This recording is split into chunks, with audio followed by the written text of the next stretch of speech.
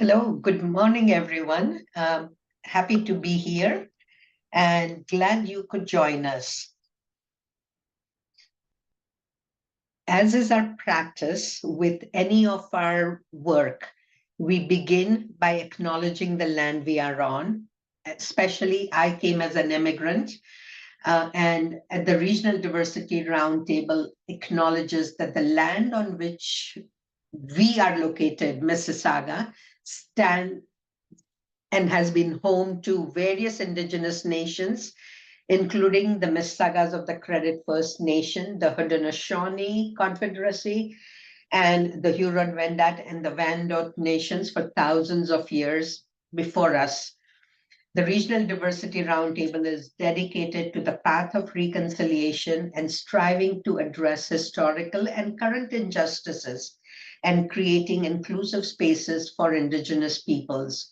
We honor the Anishinaabe origins of our city's name, Mississauga, where we are located, and commit to making Mississauga a welcoming and safe place for all Indigenous peoples.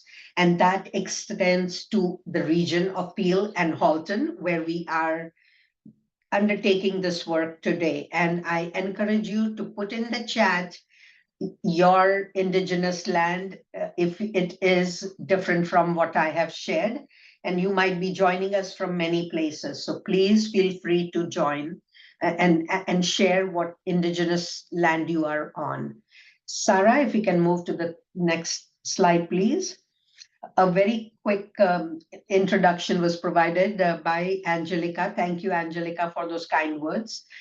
What I want to say that at the Regional Diversity Roundtable, our staff, Sarah, myself, and many others who are not here today, all work from one passion, and that is to advance our mission and vision of creating equity and inclusion, a lived reality for all. We work on institutionalizing equity and inclusion through an anti-racist, anti-oppressive lens, while centering diversity and equity and inclusion. Sarah, if you can go to the next slide, please. We are a federally incorporated not-for-profit, and we definitely work at three levels: institutional and organizational, community, and at the individual level. And our work is on centering diversity, voices of diversity, and advancing the outcomes of inclusion. Sarah, if you can please change the slide. Thank you. A quick rundown on what we are hoping to cover today for you is understanding the need and benefits of why diversity is so crucial and why workplaces need to be focused on this work. We also want to touch upon what inclusive workspaces look like and need to be. We will bring in a case study so that we can learn from each other, and we will have some meaningful conversation. As Angelica has already opened up and asked you to put questions in the Q&A box, but if you feel you want to, put your hand up or raise your hand and speak, I do not mind being interrupted midpoint, so please feel free to unmute yourself and talk. We will touch upon bias because bias is a significant factor in creating barriers within a workspace and within workplaces. We will talk about strategies and suggestions of how can we all improve our workspaces and our workplaces to be more open, to be more inclusive, and to move towards enhancing our efforts to build a harmonious community. Sarah, if you can please screen. A quick recap on the key terms. What do we mean when we say diversity, equity, and inclusion? As you all know, diversity really is about difference. But what does that difference mean? It means a presence of wide range of human qualities and attributes, and both visible and invisible within an individual, within a group, within organizations, or broadly in the society. And that would mean gender, it would mean race, it would mean age, it would mean ethnicity, it would mean education, it would mean ability, it would mean social orientation, and the list can go on and on. But at RDR, our understanding of diversity is comprehensive and all inclusive. So we do not list the various categories, apply the category that most suits you. Equity, when we speak to equity, what we are looking at is fair, inclusive, and respectful treatment and accommodations of differing needs and serving the community in a fair and just manner. And whether that be your clients as a business or it might be your service recipient as a service provider. So looking at equity is where we want to differentiate how we respond to the divergent needs. And inclusion is the outcome that we are working towards.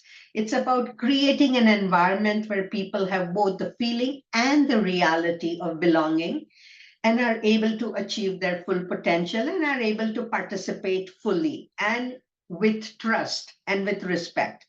That is what we mean when we say diversity, equity, and inclusion. Can we take the next slide, please, Sarah? Let's take a quick visual look at equity and equality. A lot of times these two terms get interchanged, but they are very distinct and very different. What do we mean when we say equality? Equality is about treating everybody the same. You have one policy that applies to everybody no matter what. Equality means each individual or group of people is given the same resources or opportunities. No difference. One issue, one application, and everybody has to fit that bill.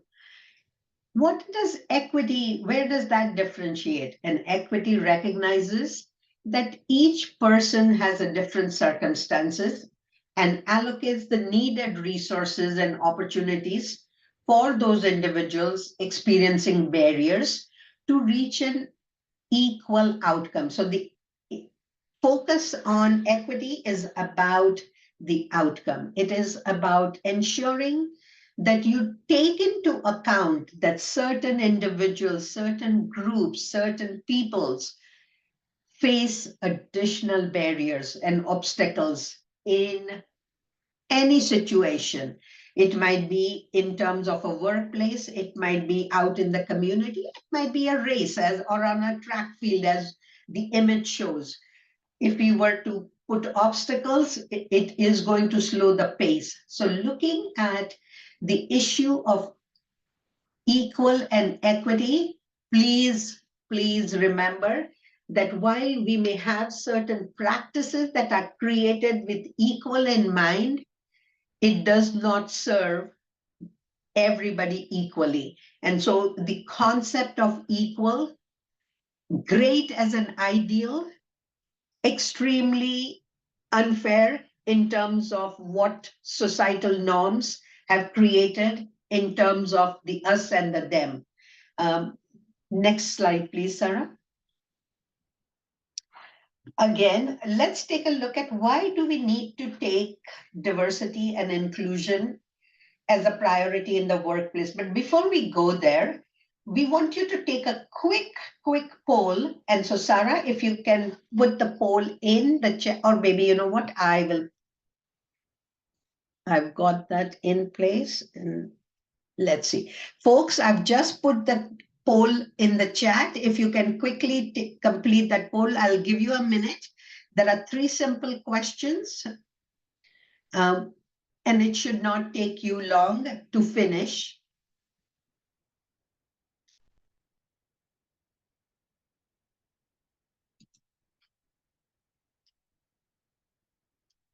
I can't see the poll. Okay. Angelica, are you able to problem solve? Because at my end, I can see the poll. It's on the chat. You have to go into the chat and click the link. They're saying can't see it. Oh, it's because it was just sent to hosts and panelists. Let me send it to everyone right now. Yeah, I think it's the way. There you go. It should be in now.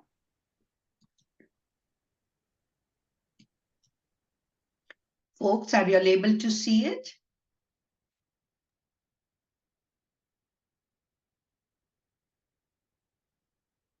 Yes, thank you. Sarah, if you can keep a tab and if we can share the results.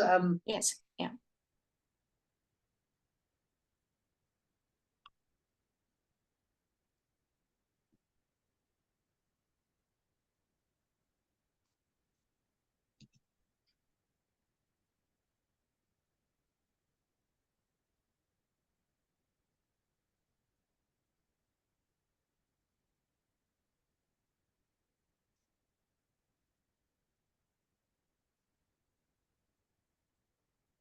As we are waiting for the poll results to come up, Angelica, I think some of our resource links you might have to put in the chat as well. From what we just saw with the poll, our copy paste of the resources will not work. Yep, that's okay. Just tell me when and I'll do it. Thank you kindly.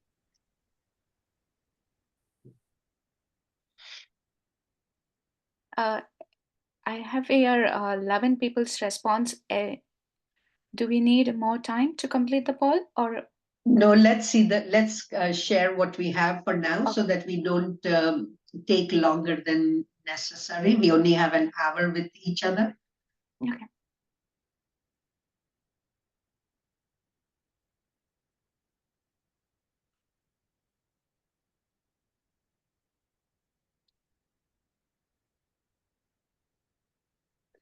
So folks, as you see, does your workplace have a diversity policy? A large percentage, nearly 95 plus or 92% say they have it. There are a few that don't have it.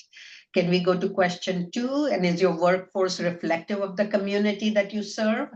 Again, a good chunk says yes, and then there are some that are saying that the organizations are not yet where they need to be. And then does your workplace consistently implement its DEI policy? And again, a majority of yes, and that's a good sign. So now let's take a look at, with your reflection of where your organizations and workplaces are at, let us see what you have put in place. So Sarah, if you can quickly put our slides back up again. As we create an inclusive workplace, let's focus on diversity. Our demographics and our communities are changing drastically and significantly. In Peel, we have 68% that are racialized population in our midst. And when we talk about that significant diversity, we have to be mindful and purposeful in how we create the relevancy for that diverse workforce in the workplace. And what are some of the advantages? It certainly enhances decision-making processes in a workplace. If a workplace has significant diversity in its mix, in its employee workforce, it will definitely have enhanced capacity to collectively make better decisions. Now, remember, with this, there is also the possibility of what openness exists within the workplace. Are employees able to participate in contributing? And so if we only look at decision making on its own, yes, the presence of diversity creates the potential for better decision making, but is that happening in your workplace? Are your suggestions, are your experiences valued? So the decision making enhances with diversity. Again, if you have a diverse workforce, what does it create? It gives an employer the opportunity to tap into much broader skill sets. people with different lived experiences, people with different educations, people with different languages, people with different ethnicities, bring skills and experiences that allow an employer to tap into those skill sets, tap into those communities as potential market sources, potential clients, potential supports in the workforce. So looking at broader skill set and reaching out to those skill sets is offered by having a diverse workforce. Let's look at in terms of we are living in a global context. Businesses, workplaces have a leading edge if they can compete with other workplaces. And what is that? What gives you that edge? If you have a diverse workforce, that is what will set your workplace up to be highly competitive and to continue to be innovative and continue to be productive. It will allow you to tap into your workforce and tap into their networks, their areas of origins, their communities, their networks to continue to be both supports and your clients, as well as your service providers, as well as your recipient of service and your customers. So looking at the global competitiveness, do you want to set up your workplace and your business to be a leading edge provider of service? Or do you want to continue to be lagging behind? I know that today we have a mix of for-profit and not-for-profit workplaces that have joined us.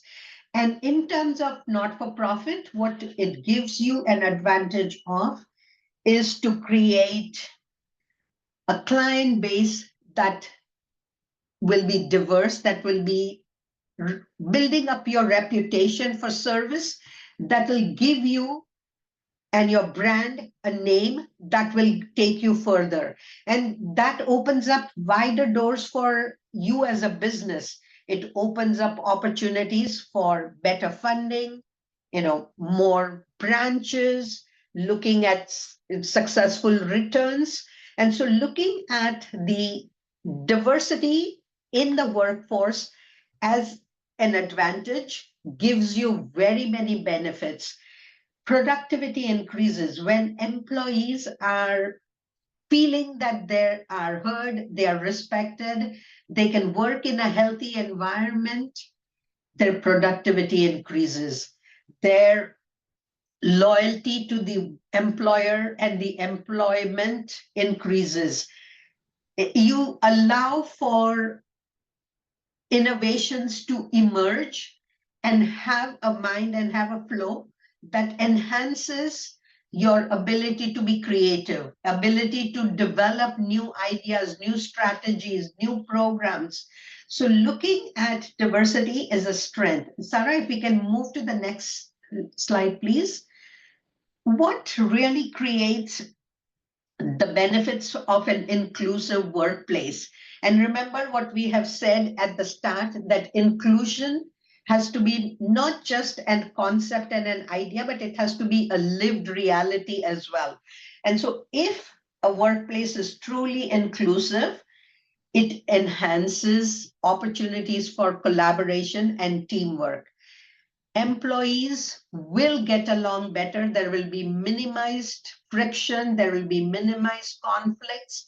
There will be better opportunities to have joint ventures and collaborate on work that will be much better quality than what only a single unit or a single mindset will create. So looking at opportunities around collaboration and teamwork increases.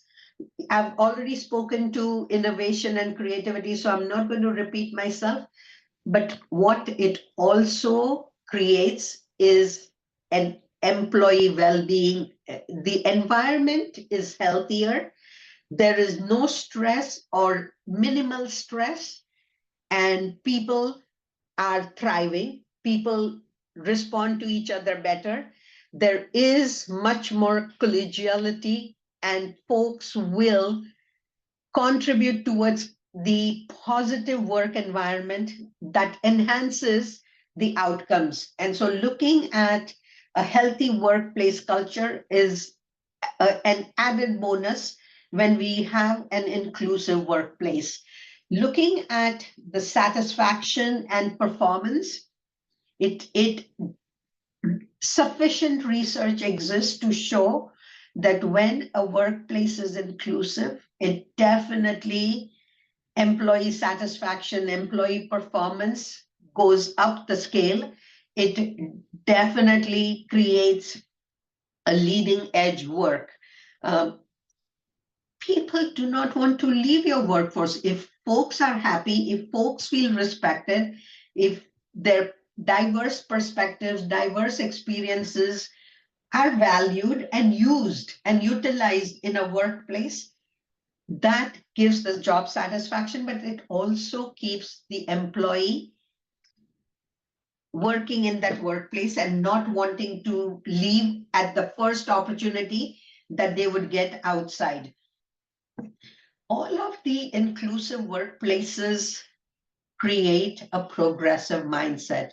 What it allows is for new ideas to germinate, for new concepts to emerge, for new initiatives and efforts to be rolled out, which gives you again an edge to lead within your sector, within your sphere, within your workplace. And you might be in manufacturing, or you might be in retailing, or you might be in social services. It allows you to create an ongoing learning workplace and an ongoing open mindset that will accept diversity, that will accept change as a constant and will thrive on that change. They will be participating actively and fully as you engage. And as a workforce, you want your employees to be engaged. So creating the outcome of inclusive workplace is a progressive mindset. And that, believe you me, is an asset that every workplace is striving for. Sarah, can I have the next slide, please? Sorry, Varsha, there's a question in the Q&A. Please that ask can I go- away. Please Okay, ask. perfect. It says, do you think a DEI statement is crucial to include in job postings? If so, why? So in terms of including a DEI statement in the job posting, I would say yes, it makes good sense. It gives a job seeker the knowledge and an information that as a workplace, you are open to diversity, you are open to ensuring that you will not discriminate based on either race or culture or a particular skill set. And so that diversity statement is a good practice to incorporate. Again, with that said, if it's only going to be a statement in print, but not really in action in the workplace, it's going to be detrimental to the workforce. So please remember that while having a statement is a good practice, living by that statement is a better practice. So ensure that you let a reader or a job seeker or somebody that you are reaching out or tapping into for getting a contract, for providing a professional service, for looking at a new employee. So the statement is wonderful to have. Put some thought into it. What does your diversity statement need to include, and what would you need to put in place in the workforce for people to feel that that diversity is lived that statement is lived every day? If it becomes more a paper that you post on your wall and the culture in the workplace is toxic, it is not going to be very helpful. It's going to be doing much more harm, and it will tarnish your reputation as a service provider or as a business. So I would say yes, with a caution. So thank you for your question. Um, eh, let's take a look at, am I saying this because I am biased and I feel that every place has to have diversity in its workforce? No, there is sufficient research done to demonstrate that this is pure science. It is proven fact that it has added benefits, and therefore one needs to invest in creating a diverse workforce. Let me take a look at some of the research pieces that we have brought for you. And I'm going to ask Angelica to put one as we speak. Harvard Business Review in 2016, in their report, clearly said that diverse teams are more innovative and creative, and they've proven it by fact. So we've given you that resource.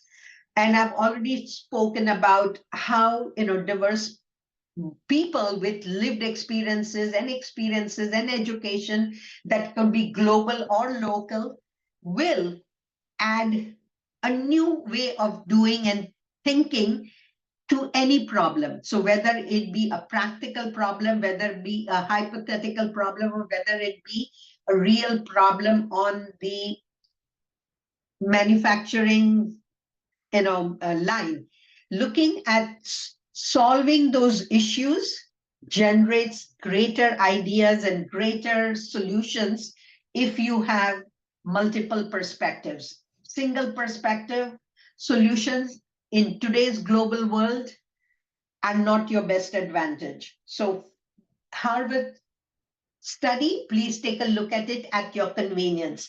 Another research, when I spoke about employees being better engaged and better performing, and contributing to the company's success or workplace's success, is again coming up from Deloitte, and fairly recent in 2020. So not, and this is local Canadian. So definitely take a look at that. Inclusive organizations are twice as likely to meet financial targets and 6 times more likely to innovate and 8 times more likely to achieve better business outcomes. And that is, which business would not like to be continuing up the scale in terms of their growth and potential? So folks, again, data speaks harder than what I can convince you to do. Definitely look at that report as well. Happiness and retention piece, again, let's look at the Boston Consulting Group's 2018 report. If there is true inclusion and true respect for diversity, people will demonstrate that loyalty through clearly acknowledging that they are happy with the workplace. They are happy with your being your employee. And so that again is where we will want to go to further enhance and further reiterate the need for people feeling that they are valued and they are able to contribute, and their contributions are adding to the growth of the company. Remember, no better feeling than feeling rewarded by your work that you take on. Looking at greater client and customer retainment, it's not only about the employees, it's also about who you serve, who your clients and customers are, and for them to return. So remember, you all great manufacturing firms invest a lot in promoting and the good news stories. And what are those good news stories? It's about return and return and re-return of clients, because they feel they are served well. They feel that the way they were treated was good. So looking at the issue again is from Harvard Business 2016 report, but take a look at that as well. And Angelica, I see, I see that there's a question. Can you let me know what that question is? Yep, it says, how do you balance having a goal of the DEI statement in job postings being lived every day in every location of our business? We might be there 100%, yet we believe in our intention of diversity. And so again, every workplace is at a different point in their journey of DEI. And so that's diversity, equity, and inclusion and accessibility. So I'm going to idea and looking at the statement is one thing, agreed, it gives you a structure, it gives you a message that you can embody and live by. How do you ensure that it's lived 100%? There is effort that as a workplace you need to put in, and I'm going to get to that, but I'll quickly give you a couple of things. You want to ensure that your workforce understands what you mean by that statement. So putting that statement, but also explaining what that statement means for you. As a workforce, if I say that I am anti-racist, I need to explain to my team what being an anti-racist requires. If I can give them some clear direction on how to be anti-racist and what I expect of them, then they will follow and they will adhere to what my expectation is. But if I just put a statement saying I am anti-racist and then automatically expect my employee to interpret it and understand it and implement it, I'm going to see varied implementation strategies. I'm going to see varied reactions. I'm going to see very differing uptake. I may see some who might be on board. I might see some who might resist.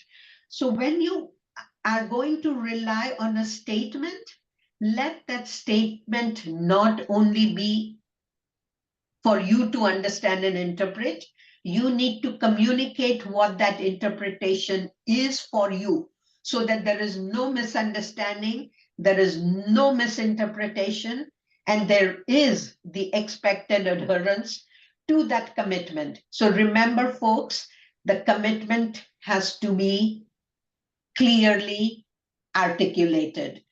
Clarity on that statement and its purpose has to be shared broadly with everyone.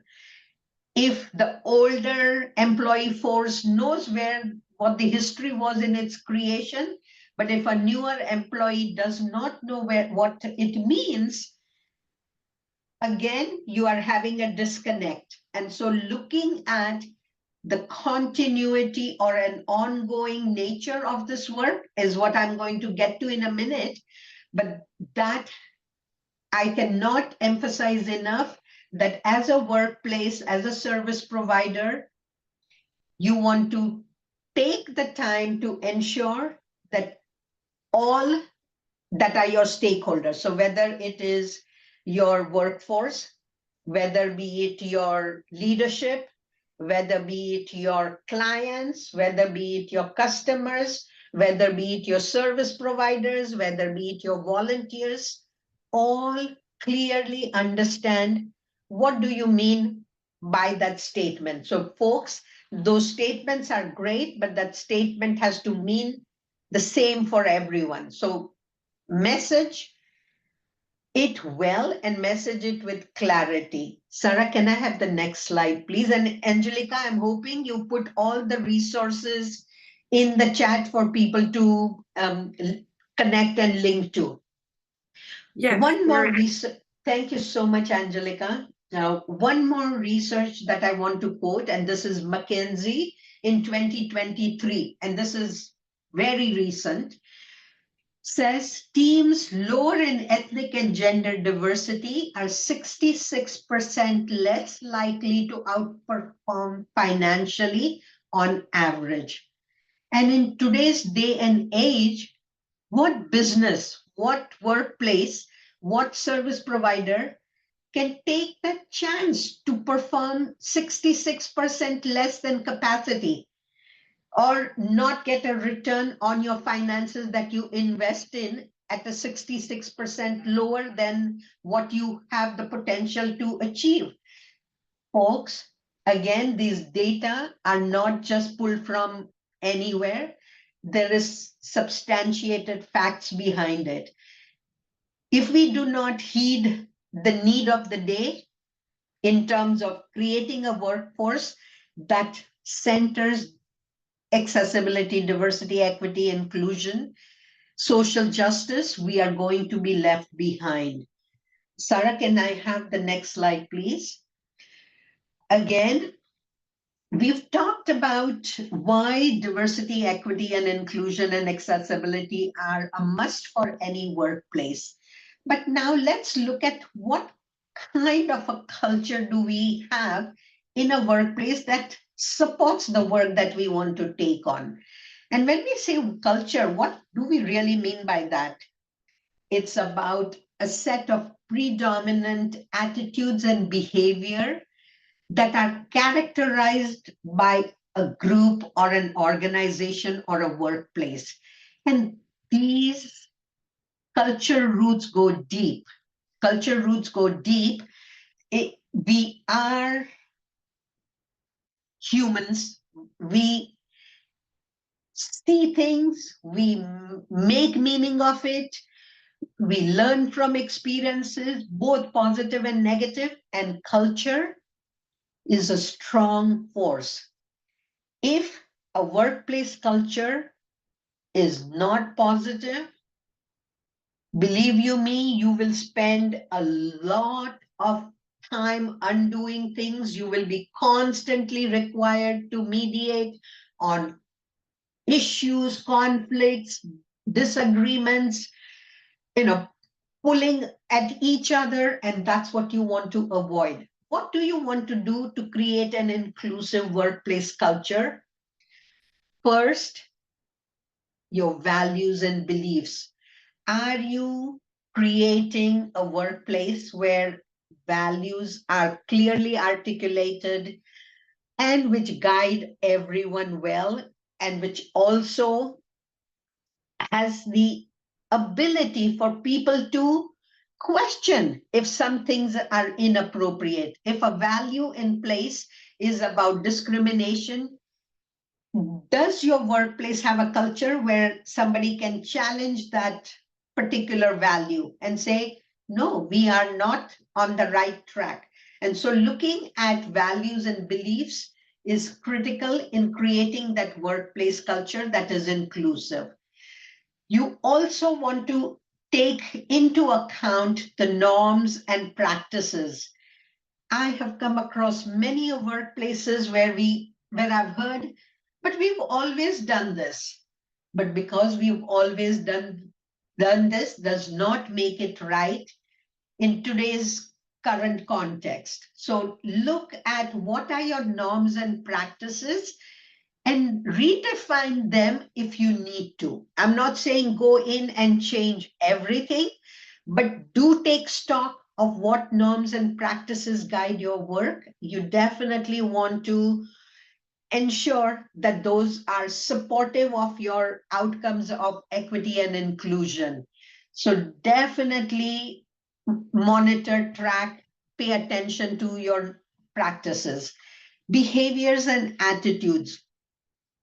Pay attention to how your workplace behaves. Is there a culture of openness? Is there a culture of greeting? Is there mutual respect no matter what the diversity? Or do you have a culture where when somebody thinks they're not being overheard, there might be some comments, there might be some jokes that are inappropriate, there might be some discriminatory comments? So looking at behaviors and attitudes is another pillar of work that you want to have in place to ensure that your workplace culture stands strong and positive and healthy. Looking at symbols and languages, what's your visual symbols that you display? Let's say if I say I am, open to diversity, but if I have an image which speaks to only one particular race or one particular ideology, my employees are soon going to learn that this is not real. This is all just talk. And then that brings forth the lack of respect, the disagreements. And so looking at symbols that are representative of your vision or your values is critical. Be as inclusive as you can be. Language clarity, I've spoken earlier, but I can't emphasize again. Use language that people understand. Sometimes we think we are speaking plainly, but remember, in a diverse workforce, people language proficiency might be at varying levels. Use language that is at level 5 in English if you are aware. So simplified language is better. It does not take away from your knowledge. It does not take away from your understanding or your ability to convince others that you are proficient, but for the day-to-day, use simple language that leaves no room for misunderstanding or where people feel I don't know what they're talking about. So language is critical. Open communicative language is critical. And last particular pillar I cannot emphasize enough, that's the critical piece. Many a times employers will create a policy, will create a statement, and then forget all about it. That is a no-no. Leadership that walks the talk is absolutely needed in creating that healthy workplace culture. The leaders need to demonstrate that they are open, that they can acknowledge that they don't know everything, that they are willing to learn from others. These are constant reminders that leaders are also people no different from, your frontline workforce, and they are going to do all that's necessary to constantly demonstrate that they also abide by those same principles that they expect the employees to abide by. Role modeling is critical. And so looking at creating these 5 key pillars of work within a workplace is absolutely essential to ensuring that your culture will be healthy, thriving, and progressing. And as a workplace, you will be growing your business and your service. So, Sarah, can I have the next slide, please? Again, as we talk about creating a DEIA sensitive workplace and creating a culture of inclusion and equity, what ultimately we are in a business. This is a workplace. It isn't just a feel good exercise, or it isn't just, a good to do on one day and then forget about it. So what I am going to remind us all is that to create the ideal workplace that is healthy, thriving, progressing, open, and accepting of all differences, you want to have a cycle that continues to funnel the work. And the 3 key pieces in this particular cycle are development, sustainability, and improvement. Development focuses on, as a workplace, you recognize that you need to assess where is your workplace in its journey of DEI. Does it have the needed knowledge? Does it need to build some knowledge? Are there some very obvious gaps? Are there some strengths that you can leverage? So taking a snapshot of where the organization is part of that development piece. You definitely want to put in some sound work around assessment of where the organization sits in its DEI journey. Without that, it's going to be a hit and miss kind of a scenario, which we want to avoid. Looking at, do you have the needed policies? Do you understand what are the repercussions of not obeying some of the legislated requirements? What might be some of the consequences that might have to be borne if we fail to abide and meet? I mean, workplace safety and insurance, everybody in the workplace now knows about it. It's mandated and you follow the law. Human rights code has existed for many years, but people still tend to violate the human rights code many a times, if not intentionally, unintentionally. But again, in the development cycle, you want to take into account all of this. The second little area within the cycle is about sustainability. You want to ensure that the efforts that you have put in is not a one-off. It's not a one-time deal. That you have created a practice that will sustain, that will continue to be implemented consistently and effectively over a course of period, and a lengthy course of period, not just a 2-month or a 3-month or a 6-month period, because that will not get you where you need to be. That falls in the development category, the short-term assessment. But again, remember that you want to continue to be invested as a workplace in what you need to shift and change through that sustainability cycle.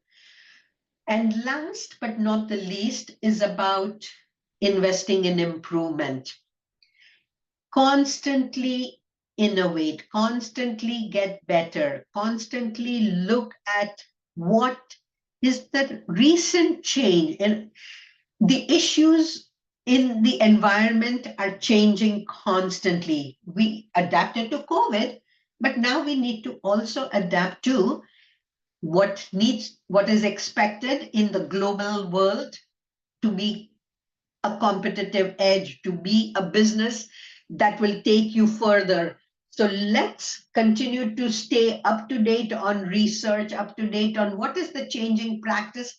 It can begin with something as simple as use of a pronoun. I think with the LGBTQ awareness, understanding, acceptance, and legislations that have come into place, as a workplace, you might want to put something in place to say, let the individual identify what pronoun do they want to use. Again, be respectful, continue to stay informed, agreed that it is requiring attention, but as a business, if you want to make money, if you want to, run the business at a profit, you want to have more clients access your service, you want to invest where it matters, and you want to invest in the infrastructure of the organization. And what does that infrastructure entail? When it means staying ahead of the curve, staying ahead of the business, if you want to be seen as a leader in your sector, if you want to be seen as a leader in your particular area of niche, definitely invest in creating a workplace that keeps the cycle going. And remember, it's a cycle, so it is ongoing. And so there isn't a beginning and an end period. You need to review it at regular intervals and regularly refresh what you need to refresh, renew what you need to renew, add what you need to add. Sometimes you may not have it, and you want to continue to build on and scaffold on the work that you take on. Again, I'm not saying that you need to do everything all at once, but what you take on, again, needs to be communicated openly and transparently to all in your workplace so that nobody gets left behind, nobody misunderstands, nobody feels that they have not been heard or they have not been taken into account. So the cycle, please remember that to stay ahead of the curve, you are going to have to invest in development, sustainability, and continuous improvement. Sarah, can we go to the next slide, please? Sarah, you want to speak to the scenario? Hi.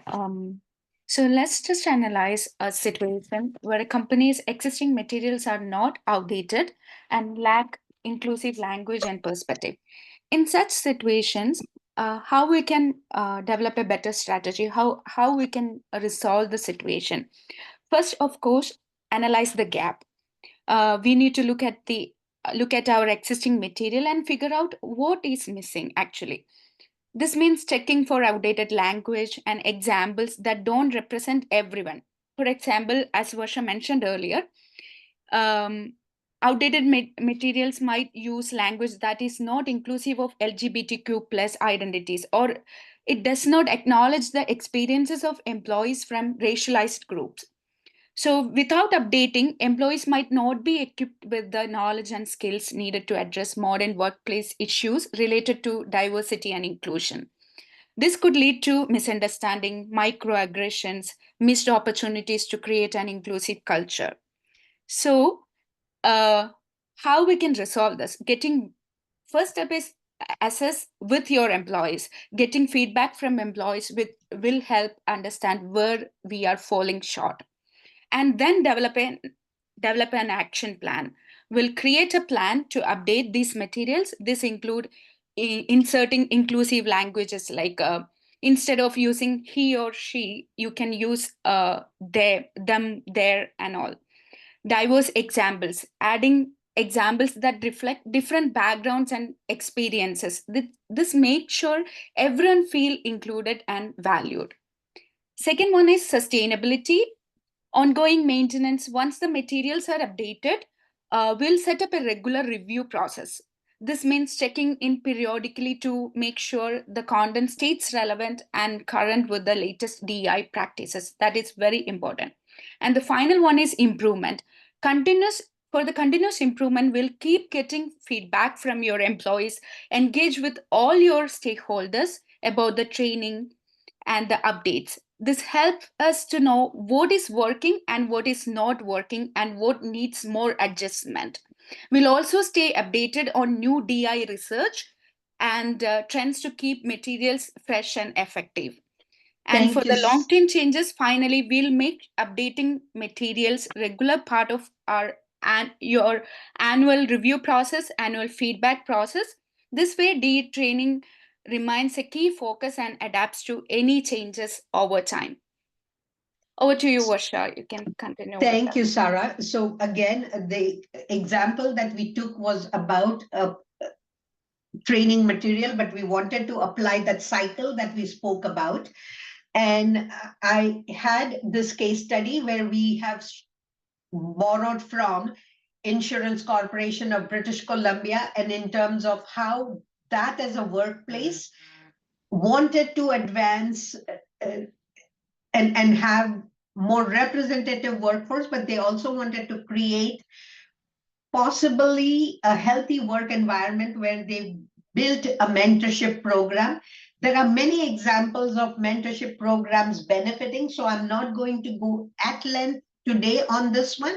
But again, I want to remind you that as you engage in advancing DEI work within your workplace, you absolutely want to put some concrete measures in place that works towards achieving your outcomes. And you define your outcomes because every workplace is at a different point in their journey, and we recognize that. Sarah, can you go to the next slide, and the next slide, please?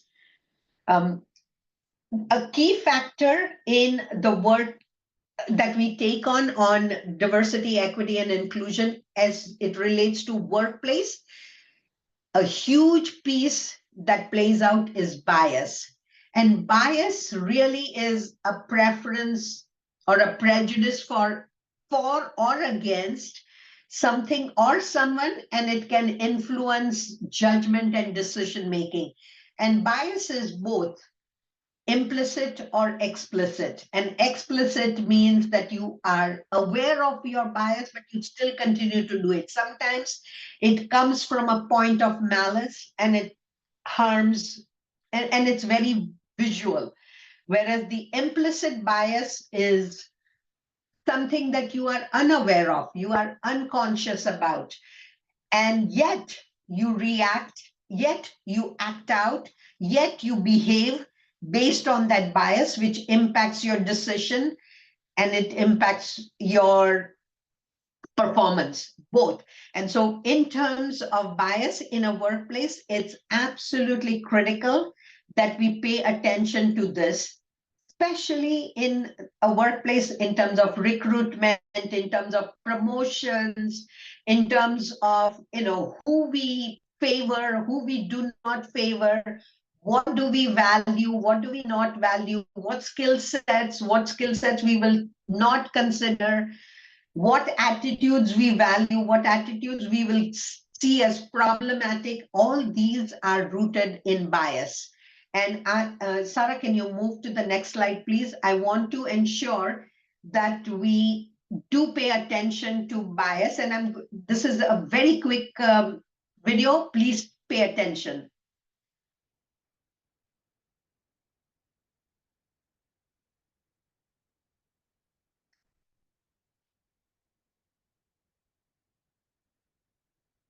There's no sound.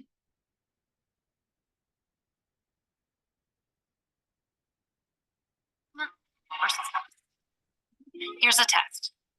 How do you feel about people who own a handgun, Don't attend church. Vote for the other candidate. are on welfare, Don't eat meat. have tattoos, Don't believe in marriage. drive an electric car, You can go to college. don't speak English, Curse. Are over 60. are disabled, Drive the speed Love limit. cats. love dogs? Can you feel your brain sorting people into groups? Was there a little them versus us happening? It can happen unconsciously. Thank you, Sarah. Can we go to the next slide, please? So again, this was a very quick reminder to say that in terms of bias, all of us have it. I have it, you have it. I may be aware of some of my very conscious bias. I may be unaware of some of my unconscious bias, but they do play out. And so one thing that I encourage all of us to do is to take and reflect on what our unconscious biases are and how they impact our decision making. I am going to give you this as a resource and a reference. Please, in your own time, take this test and you'll be surprised at what the outcome is and what you find about your own views. And you may feel that you are completely self-aware. You might find that there are a few things that you need to rethink on.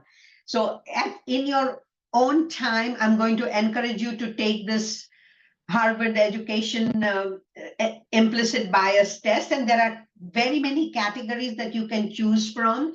Angelica, please do me a favor and put that link in the chat so that people can access it. And Sarah, if you can move to the next slide, please.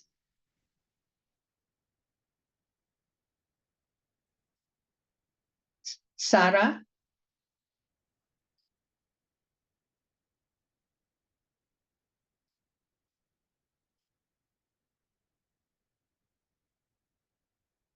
Next slide, please.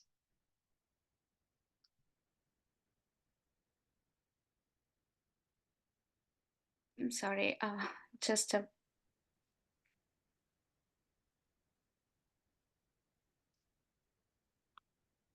Do you want me to screen share? no, it's fine. Thank you. So folks, now I want to give you a few strategies and tips in terms of what might pose a challenge in your effort to create an inclusive workplace culture, and what do you need to have in place.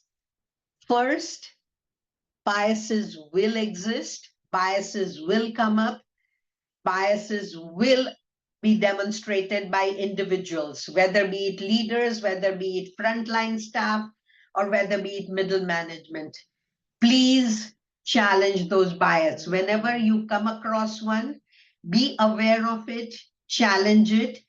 Discriminatory behaviors should not be tolerated because that creates a culture of acceptance that is negative. Again, what strategies you want to put in place to challenges is to have continuous and ongoing capacity building of your employees and your workforce so that they are aware of what is happening in the current environment, what do they need to do in terms of their own self-growth and better understanding. We've already spoken about audits, we have reviews, so I'm not going to go into it. And again, have your leadership commit to this work that you take on as a workforce and let them be modeling the work. Sarah, the next tip, please.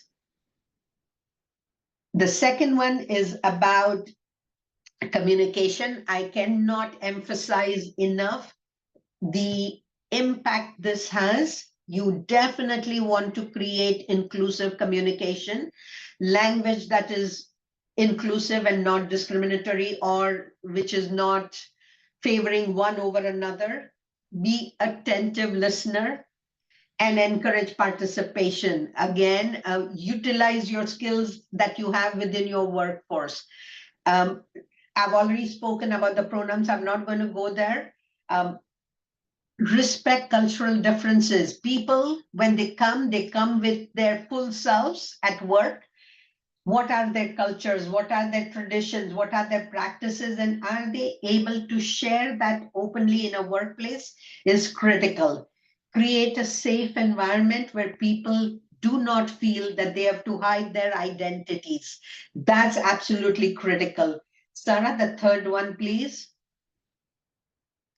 You want to acquire talent that will give you the competitive edge. You want to ensure that you look for a diverse workforce and do not follow only set practices. Even if it is an internal recruitment of a position that is, moving up the ladder, you still want to create unbiased practices that will ensure that your workplace is seen as supportive of diversity. Standardization is critical.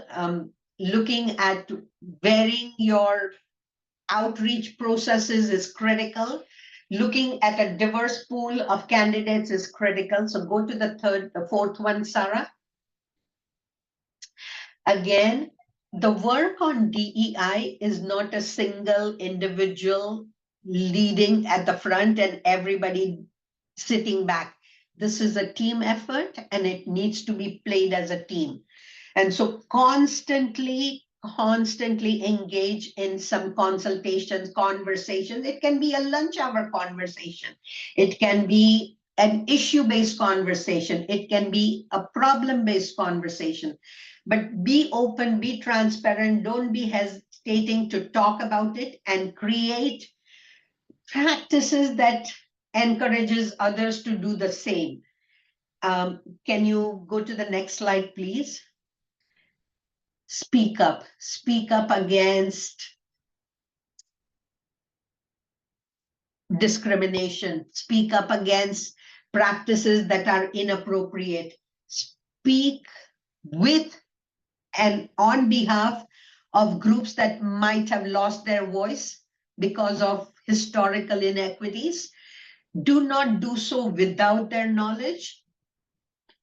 Ask for permission and do it respectfully, but do it nonetheless. So be an ally to those who are unable to speak for themselves because of very many generations of discrimination and racism. Do not miss this one.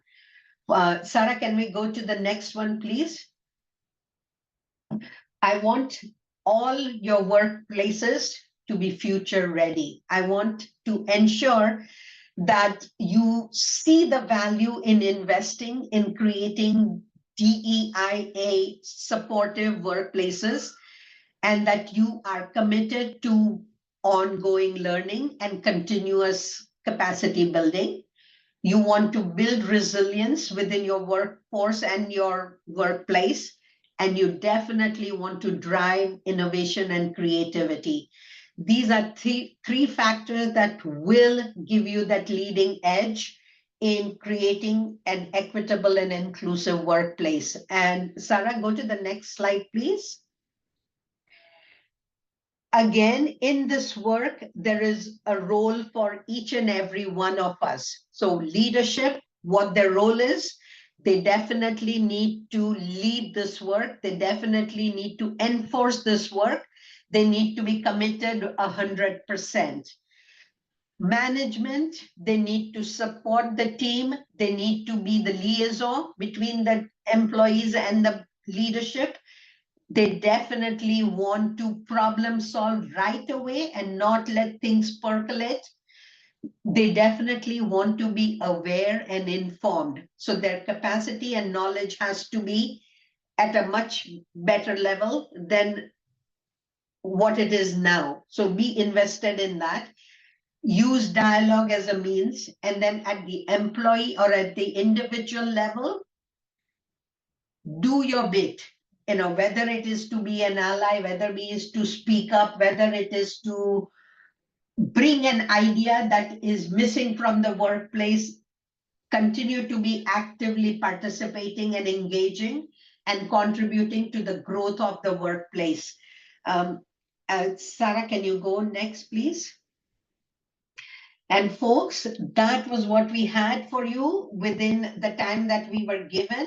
And I am open to questions if you have any.